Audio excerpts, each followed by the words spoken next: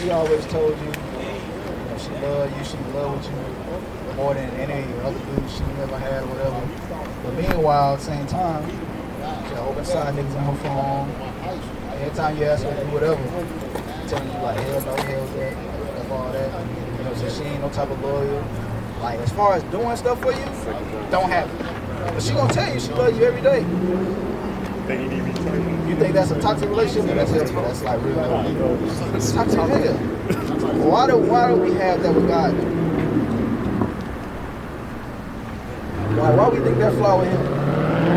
You see what I'm saying? You see what I'm saying? Like that's the only relationship we got where we'll tell God every day we pray to him, we say we love him, this, that, and the third.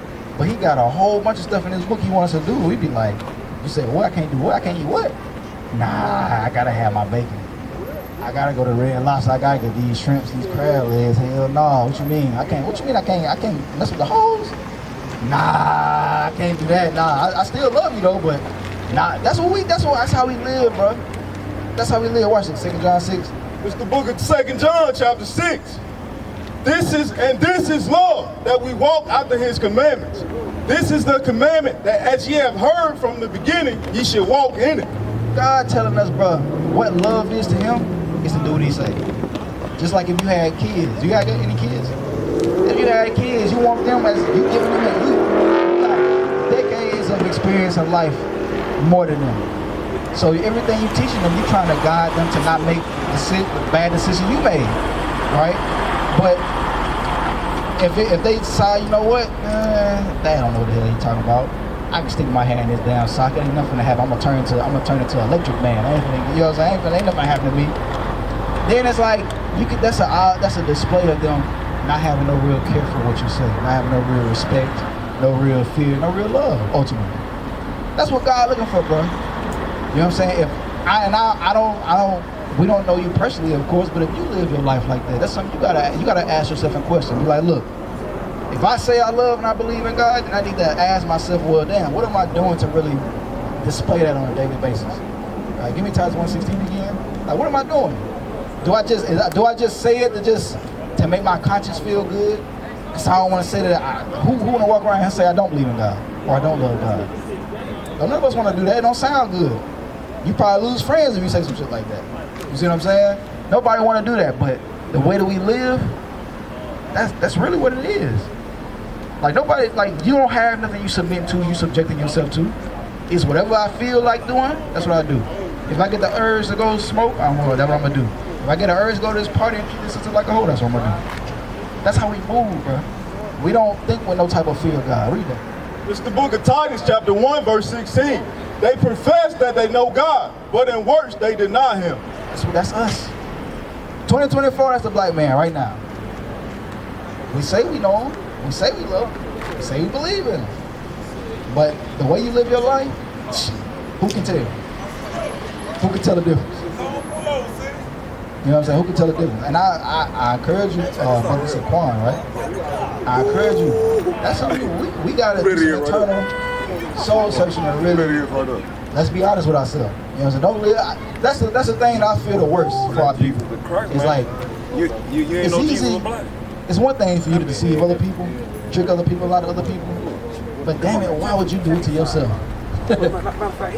Why do it to yourself? What's your name, King? Give him 5 minutes before you leave us. What's your name, King? What's your name? Anthony? I want you to ask yourself that question, man. I want you to think about that. What I was just talking to the brother about is, would you say in 2024, we like, in Adamsville, you know what that's at?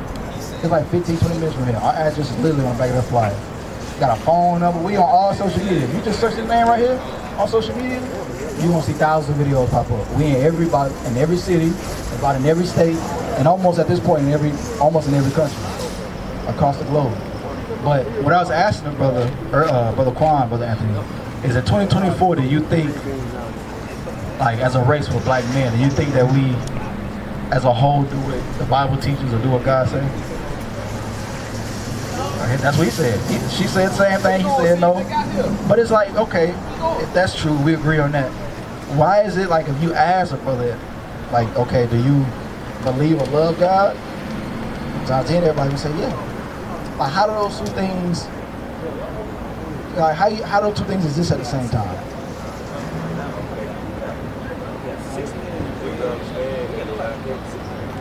See what I'm saying? So, but that should be a tale for you to see what a mental state of our people is. You see what I'm saying? Like, you saying one thing, your life tells a whole nother thing, and it's like you don't agree, but you have peace with that. We in a messed up predicament, bro. You see what I'm saying? We in a very, very messed up predicament.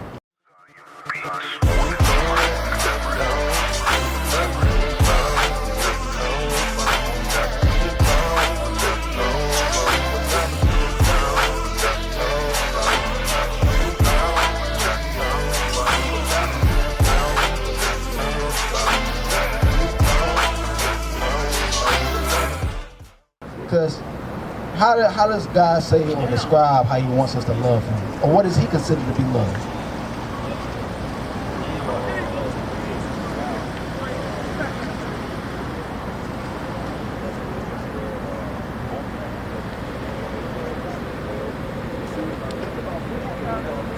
I'm with you on that.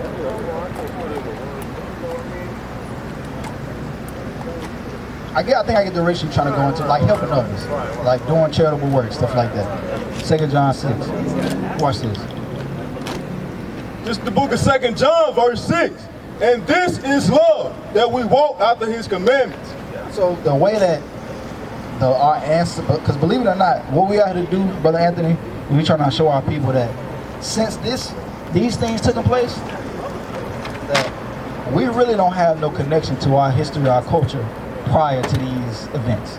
Like once these things taking place, that's where we start to see the creation of the nigger, the Negro, the black, the African American. Prior to these events, these things didn't exist. See what I'm saying? As far as people identifying themselves as an ethnic group as this, that didn't exist, right? And the culture that's now, I guess you could kind of call it a culture that we have, is really just European traditions and blackface. That's what we got. You know what I mean? Like, where in the hell can you see any of our history in Africa? We celebrate Christmas, don't exist. Thanksgiving, don't exist. Easter, don't exist. You know, these are things that we learned here, we picked up here, right? So, to reconnect those dots, we trying to show our people that our history is not only in this book, but the central main figures or characters, I don't really like the word characters, but figures in this book is our ancestors, right? That, I don't know, have you heard of like the children of Israel before in the Bible at all? What about Abraham, Isaac, and Jacob? Their names sound familiar? Okay. Abraham, Isaac, and Jacob are like the fathers of this family of people, this race, right? The children, the 12 sons of Jacob, populated, became like a nation, a race of people. That's our ancestry. You know what I'm saying? But knowing that, our people got a culture. Give me Sirach 17:11. Our people got a culture. We got things that we supposed to live by, a belief system, we got a homeland, we got a language, we got all those things. But it's like the churches we grow up in, they doing us a disservice by not really teaching us that. And some of them, I get the benefit of the doubt because they not being taught that. How you doing, sis? What we going over, we trying to go over our culture, our history. Like, what would you say is black people culture today?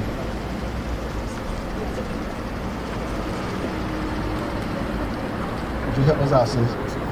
What would you say is black culture today? Yeah. But you see, like, but what's crazy is you want to be the only person. You see what I'm saying? But that's not no strange thing if you go up and ask somebody, a black person, and today, like, what's your ethnicity? What's your nationality? What's our culture? You're like, I don't know. See what I'm saying? And I was telling the brother earlier, it's a byproduct of these events taking place right here on this side. Right? When these things took place, that our connection to our past went away. Right? Read that though, Sirach 17:11. This is the book of Sirach, chapter 17, verse 11. Besides this, he gave them knowledge and the law of life for inheritance. Go ahead, absolutely. But our heritage is like traditions, beliefs, values, morals, things you pass down generation, things that your children are supposed to inherit from you. Right? The Bible said the culture that we're missing, that we're supposed to have, that our ancestors had, is the commandments of God. Like when we read the morals that that is in this Bible, such as not to hate one another, not to kill one another, not to steal from one another, not to sleep with another man's wife. You know what I'm saying? Not to having a certain diet, eating certain foods. That's a part of our culture. That's something we're supposed to be passing down, and not only passing down, but doing. Right? But because of these events taking place, we don't have that understanding no more. You see what I'm saying? The question I would ask though is, if there's a power that exists that is in control of these things, why would he allow these events to take place, to take that away from us? That's the question. Yeah, like why, if these events taking place is the cause of us being in this kind of like limbo state, not knowing where we come from, where we going, and none of that, why would God allow it to happen? Being God powerful. He can control, like a puppet master, control what pieces go where, who does what. Why did he allow these things to take place? It's a question. Before you so far away from him, Yes, sir. Y'all riding together right here? Oh, okay. I want to ask you that, bro. You that just came. I want to ask you. Why do you well, what you say, sis? I ain't hear you. I'm sorry. You said something? Push so far away from him, and praying to this man right here. Facts. He's standing in front of, you know what I'm saying? Facts. They got us praying to their God. That's facts. I want to ask you that question though, my brother. Is God being all powerful, and as a puppet master, he can put the pieces wherever he desires, or allow things to happen, disallow certain things to happen? Why did these things take place to our ancestors? Like, why would that be allowed? Like we were being greedy. Why we got on that boat?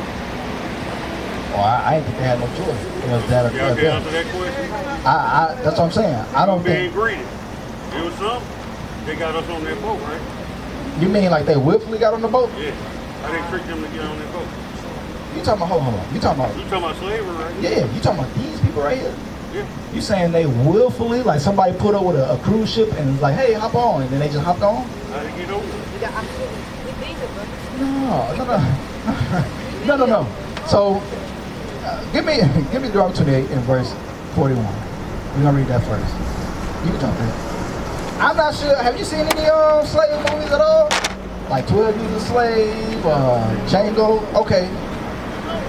Why they never depicted as people just willfully be like, yeah, I'm gonna get on this cruise ship? Why is it always forced to like, it's not a choice, it's either that or I'm killing you and your family? No, I'm gonna be honest, nobody is willfully putting themselves through this. Like that, I don't know where that came from. So how they got them on? Force. The same. It was 2 men over. It was 2 men over. I'm glad you said that. Watch this.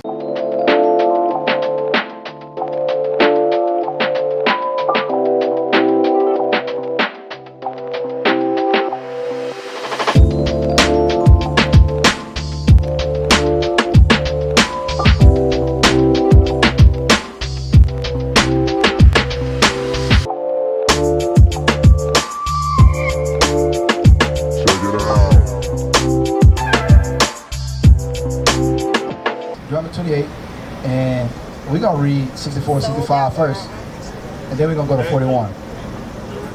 I'm glad you said that. Watch this. This is the book of Deuteronomy, chapter 28, verse 64. And the Lord shall scatter thee among all people, from the one end of the earth even unto the other. And there thou shalt serve other gods, which neither thou nor thy fathers have known, even wood and stone. So first and foremost, just to answer the original question I asked, the reason these things happen, God made it happen. Right. I'm gonna answer why he made it happen a little later. But he made these things take place. And he said that you will be taken from one land to another land mass and divided and spread apart, right? And it says when you get there, you're gonna start believing in other religions, start worshiping other gods your ancestors did not, right? Keep reading.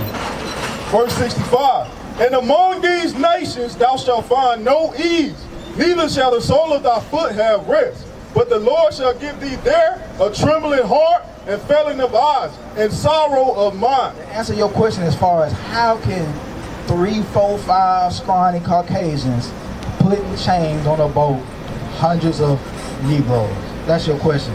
The question is, God put a spirit of fear when you got, for an example, if there's one adult in a classroom of 30 kids, if that one adult instills fear in them 30 kids, not now one of them gonna move or do nothing. If they fear, right? That's all it takes. You take the fight out of a man, out of a group of people, it don't matter how many it is, they not finna fight you. God did that to us as a race. Give me that Deuteronomy, I think it's like 30 or 32, where it says, how shall one chase 1,000? Somebody find that for me. How shall one chase 1,000? It says God gave us up to that spirit of fear. But the question always gonna go back to, well, but why though? Why is the question? Why would he, even let's just say, 32:30? Let's read that real quick, then we can go to the answer and the why. Because I want y'all to understand, everything that took place in our history, the tragedies, the good, the bad, the ugly, it's not by no, it just, oh, the dice rolled that way, the cookie crumbled that way. If we believe a God exists and he's orchestrating things that happen on earth, none of these things are happening for no reason. And oftentimes we didn't heard our parents say that. You know what I'm saying? No, that happened for no reason, right? And that's true. Read that. It's the book of Deuteronomy chapter 32 and verse 30. How shall one chase 1,000 and two put 10,000 to flight, except their rock had sold them? God had already preordained that we would be sold into slavery. He already preordained it. He said it would take place. But why? Let's read that. That's how two can put 1,000 in slavery. 10 can put 10,000 to flight. It's because God put that spirit of fear on us. But watch this. This is the reason why. 28:15. Yes, sir. This is the book of Deuteronomy chapter 28 and verse 15. But it shall come to pass, if thou wilt not hearken unto the voice of the Lord thy God, to observe to do all his commandments and his statutes, which I command thee this day, that all these curses shall come upon thee and overtake thee. The reason being is because our ancestors, believe it or not, we made a deal with that one power that exists. And we told him we would do everything he tell us to do. But on the flip side, if we don't, he said that he would put generational curses on our people. And a part of those generational curses involves these events taking place. Right? And that's why we still living in the condition that we live in right now. Right. It's because we look at the way that we live in today. And I was talking to the brothers earlier. Is all of us will agree out here. Like if I was to ask, do y'all believe in God? What y'all gonna say? Yes. What about my sister right here? You believe in God, right? Would you say that you love him? What about y'all? Everybody gonna say that, right? But how does God describe that how he wants to be loved, or what is love in the first place? What does that look like for him? Because I know women all the time in a relationship, they always be like, man, my love language is this. Yeah, you know what I'm saying? My love language is this. I want to be loved this type of way. What, God ain't got one? That's right. You see what I'm saying? And if he does, then what is it? Do we know it? And if we don't, then how can we say for sure that we love him? Right. Just because you say it? A man, your husband can cheat on you all day and say he loves you. He can beat you. He cannot take care of you and say he loves you all day. But everybody around y'all gonna be like, that nigga hate his wife. That nigga hate that woman. You see what I'm saying? But we trick ourselves in being that delusional type of mindset that we got this weird relationship where we love this person, don't do nothing he say. Would y'all say as a whole that we do what God say as a race? No. So why we say we love him? You ever watch the 2 John 6? You got it already? We're gonna read this all day. It's the book of 2 John chapter 1 verse 6. Bring it out. And this is love, that we walk after his commandments. That's what God says this love. It's do what he say to do. Just like with parents and children. We understand the instructions we giving our kids is to make sure that we guide them to be better versions of ourselves. Yes, to not make the mistakes that we made as children. Right? So we giving these instructions out of love. We expecting them to show us that they love us by doing what we say. Right? But if they don't, then it's like, who kid is this? That's not what I'm instilling into you. I ain't teach you to be no gang banger, no drug dealer, no killer, no street nigga. I didn't teach that. So how are you becoming this? That's how God looking at us. He said, where that in Isaiah? He said he planted us a noble vine. How do we come back up a degenerate plant? You know what I'm saying? He planted us a nice little rose bush. We come up a little, what is this? A sticker bush, a thorn bush. Right. What is the nation?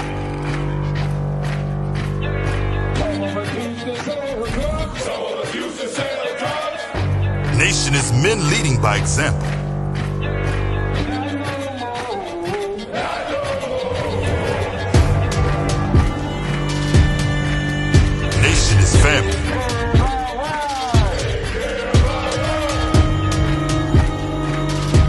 Nation is community.